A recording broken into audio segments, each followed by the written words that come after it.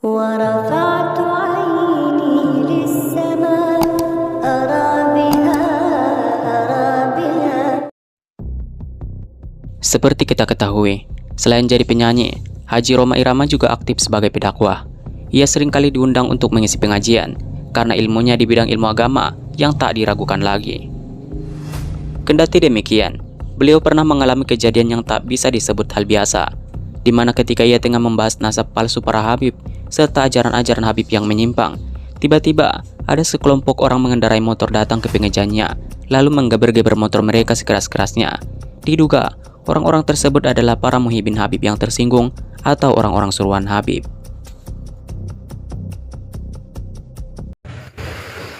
Assalamualaikum warahmatullahi wabarakatuh. Alhamdulillah, wassalatu wassalamu ala rasulillah Muhammadin abdillah wa ala alihi wa sahbihi wa ala wala hawla wala quwwata illa billahi rabbi shrah li sadri wa yassir li amri wahlul 'uqdatam min lisani yafqahu qawli, amma ba'du. Para hadirin jamaah majelis zikir Kompleks Kiai Al-Mubarak hafizakumullah wa rahmatullah. Alhamdulillah, pada malam hari ini meskipun hujan rintik-rintik, kita akan melanjutkan pengajian kitab Futuhul Ghaib karya Tuan Syekh Abdul Qadir Al-Jilani rahimahullah ta'ala. Dan sebelum kita mulai, mari kita hadiahkan Al-Fatihah kepada mualliful kitab, semua ulama, semua guru kita, orang tua kita, muslimin, muslimat, mukminin, mukminat, al-hadirin yang syahid. Al-Fatihah. Alhamdulillah, bismillahirrahmanirrahim. Alhamdulillahirabbil alamin.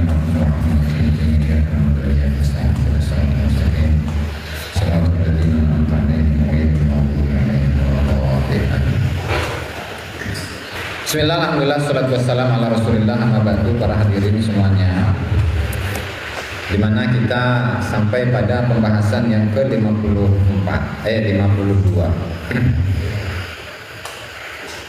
itu alasan kenapa atau sebab kenapa orang-orang mukmin itu selalu dikasih bala, dikasih ujian oleh Allah Subhanahu wa taala. Kenapa ini?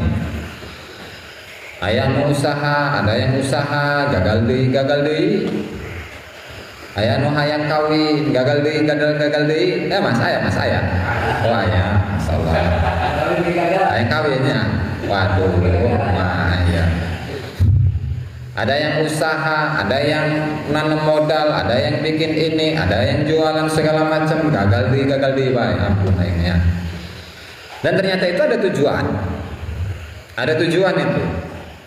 Maka di sini Tuan Syekh Abdul Qadir Al-Jilani dalam kitab Futuhul Ghaib itu beliau menceritakan atau menjelaskan innama yabtalillahu ta'ifatan minal mu'minin al-ahbab min ahlil wilayati wal ma'rifah liyaruddahum bil bala'i ila su'al fayujibu su'lahum. Allah Ta'ala dengan sengaja menurunkan bala, menurunkan ujian, menurunkan cobaan kepada golongan-golongan orang yang beriman, dan mereka itu mencintai Allah Subhanahu wa taala. Agar apa? Agar semuanya itu kembali lagi kepada Allah. Jadi kan kadang memang kita ini merasa pede gitu. Merasa pede, oh aing mah ahli ibadah dia.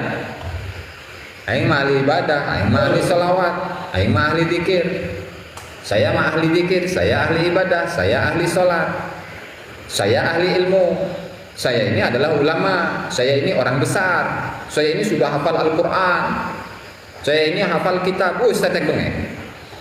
Kadang lupa bahwa semuanya itu adalah milik Allah. Ilmu itu milik siapa? Bahkan ilmu itu sifatnya siapa sebenarnya itu?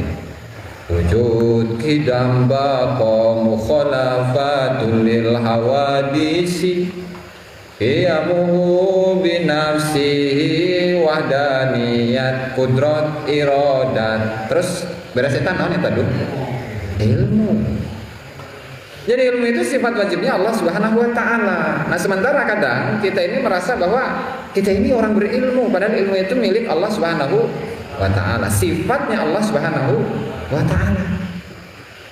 Sehingga ketika seorang manusia menjalankan segala sesuatu, berbisnis, jualan, usaha, berdagang, bertani, dan seterusnya. Kemudian dia itu apa? Mengalami sebuah kebangkrutan, mengalami sebuah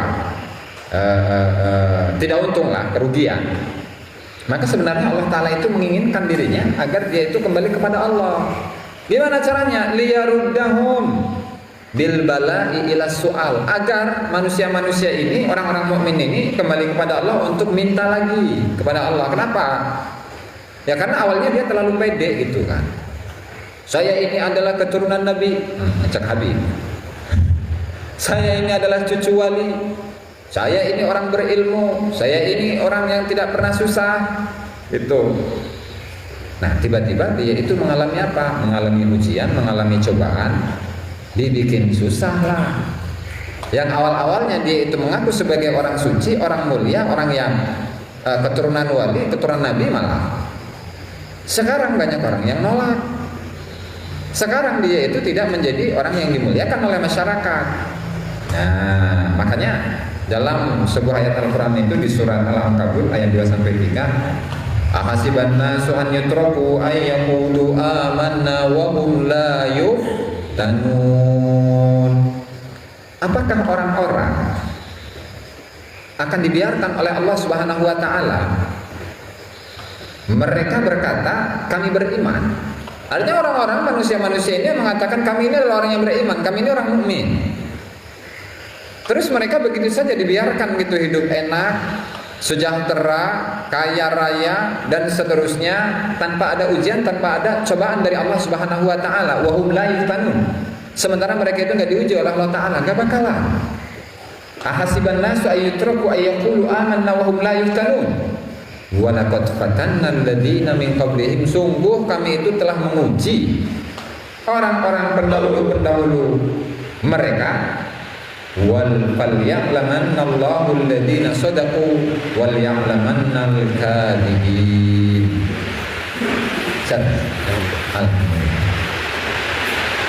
Ibaratnya beginilah, kita akan melihat bagaimana para nabi-nabi terdahulu, para sahabat-sahabat terdahulu, para ulama-ulama terdahulu. Segede Syekh Abdul Qadir Al-Jilani rahimahullahu taala yang pesantren dari umur 17 tahun. Kemudian selesainya itu selama 33 tahun, 17 tambah 33 baraha tadi 50-nya. 50. 17 tambah 33 baraha. 50 kan? Nah, 50. Syekh Abdul Qadir saja itu proses pembentukan karakter, penempaan rohani, penempaan hati itu selama 33 tahun loh. Diuji. Ada yang kedinginan teh, ada yang beliau itu tidak mendapatkan makanan, beliau dihina, dicaci maki, dibully, dan seterusnya. Syekh Abdul Qadir Jailani yang kitabnya sekarang kita kaji gitu ya. Itu pun mendapatkan ujian, diuji, dicoba, dikasih balai oleh Allah Subhanahu wa taala. Apalagi kita manusia biasa gitu, apalagi orang-orang yang merasa dirinya itu hebat, merasa dirinya mulia, merasa dirinya itu adalah orang yang wow, yang tinggi derajatnya di sisi Allah Subhanahu wa taala. Ya karena memang tujuannya itu agar manusia itu kembali kepada Allah. Karena nanti pada ujungnya apa? Fa idza sa'alu ahabba ijabatahu. Ketika manusia-manusia yang sedang diuji oleh Allah taala dan mereka kembali kepada Allah taala, ya Allah taala akan mengijabah. Allah taala akan kembali mengijabah para mukmin-mukmin ini. Ya. Ahabba ijabatan, Allah taala suka mengijabah mereka bihubbi su'alihim. Lantaran melihat orang-orang mukmin ini mau berdoa kepada Allah taala. Jadi daek doa, daek minta ulang ke makhluk, mintanya kepada Allah Subhanahu wa taala. Gitu. Nah, sebelumnya kan sudah dibahas katanya ada zuhud. Sebelumnya ada pembahasan mengenai zuhud, sebelumnya ada pembahasan mengenai menghindari syirik yang khafi, menghindari musyrik yang samar. Gimana itu? Ketika kita beribadah kepada Allah Subhanahu wa taala, tujuannya ya jangan pengen dapat jodoh, Duk. Salat tahajud, salat duha, salat qobliyah, ba'diyah, sholat hajat, sholat taubat, segala macam tetek nongnya. Mendawamkan sholawat, mendawamkan zikir, mendawamkan tahlil. Kemudian kholwat segala macam, tujuannya supaya sugih. Nonta bener ya? Enggak, itu termasuk dalam kategori apa? Syirik yang khafi, syirik yang samar. Nah, sehingga ketika seorang manusia itu beribadah kepada Allah Subhanahu wa taala, ya, ketika seorang itu beribadah kepada Allah taala, maka secara serius upaya kita itu harus kita arahkan hanya untuk Allah Subhanahu wa taala. Artinya kalau sholat ya sholat sudah, niatnya untuk Allah. Kalau zikir ya zikir sudah, niatnya untuk Allah. Sholat duha, sholat tahajud, sholat dia itu ibadah-ibadah yang sunnah, udah. Karena itu sifatnya adalah ibadah, sehingga yang namanya ibadah itu ya hanya khusus untuk Allah Subhanahu wa taala. Orang pancan bisa. Kita kan belum bisa atau belajar. Gitu. Belajar. Karena lagi belajar iya. Jadi kalau kita belajar, kalau ada salah-salahnya ya wajar karena masih belajar. Gitu. Lanjut.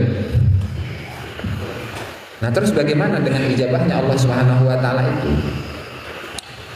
Apakah Allah Subhanahu wa taala itu langsung ketika Duki meminta kepada Allah, ya Allah, kasihlah saya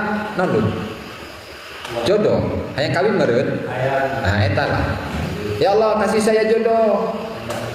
Nonton langsung jodoh tiba-tiba diantarkan ke Duki. Enggak gitu, Duk. Kaset meureun. Ya enggak, semuanya perlu proses. Jadi kadang memang doa itu pasti diijabah oleh Allah taala, tetapi diijabahnya itu ada yang kontan, ada yang lawannya kontan apa? Mutan. Ada yang kontan langsung diijabah oleh Allah taala, atau diijabah mah diijabah. Ada yang sifatnya kontan, ada yang ditunda. Mutang mah ieu ada yang ditunda, ada yang kontan. Kalau kontan misalkan, ya Allah saya nggak punya rokok, saya minta kepadamu ya Allah, gitu misalkan. Nah, nanti tiba-tiba ada orang yang ngasih rokok, kontan berarti. Tapi kalau tadi dengan contoh apa? Duki itu berdoa supaya mendapatkan jodoh, diijabah oleh Allah Subhanahu wa taala, tetapi diijabahnya itu tidak kontan. Ya sabar, karena Allah taala itu menyukai doa-doa yang dipanjatkan oleh seorang hamba. Itu pasti diijabah. Makanya kan begini dalam sebuah hadis apa asar ya? Oke, bentar. Asar dari Nabi Muhammad asar dari sahabat Nabi Muhammad sallallahu alaihi wasallam. Redaksi neta. Nah ini nih. Fa yaqulullahu ta'ala da'hu fa inni uhibbu an asma'a sautahu. Udah biarin saja itu, biarin. Jadi Duki biarin jomblo dulu sudah. Enggak apa-apa, jomblo heula, Jomblo heula. Karena kata Allah taala, aku ini suka untuk mendengarkan suara Duki yang merintih dan selalu meminta jodoh kepadaku. Saya suka. Biarin saja sudah. Karena itu ibarat satu hal yang membahagiakanku, yang menyenangkanku gitu. La tas'al faida da'a, dan ketika seorang hamba itu mengatakan yaqulu azza wa jalla, maka Allah taala menjawab labbaika abdi, selamat datang wahai hambaku, wa izzati, demi kemuliaanku, la tas'alni syai'an illa u'tika, tidaklah engkau itu meminta sesuatu kepadaku kecuali aku memberikan kepadamu, wala tad'uni bi syai'in illa istajabtu, tidaklah engkau berdoa kepadaku kecuali aku ijabah doa tersebut. Wallahu a'lam bishawab. Bisa berhenti kan? Mungkin itu saja dapat saya sampaikan dalam kesempatan kali ini. Terima kasih semuanya. Wallahul muwaffiq ila aqwamit thoriq. Assalamualaikum warahmatullahi wabarakatuh. Qala al-musannif rahimahullahu ta'ala Syaikhul Qadir al-Jilani fi kitabih Fathul Ghaib al-Anqar. An-Nawr Tsani wal Khamsun fi sabab ibtila'i ta'ifatin minal mu'minin. An-nur tsani wal khamsun utawi iku cahya kang kaping 52 bisa lebih tilai ta'ifatin minal mu'minin ing dalem sebab nurunaken balain segolongan minal mu'minina saking pira-pira mukmin wa qala lan ngendika dawuh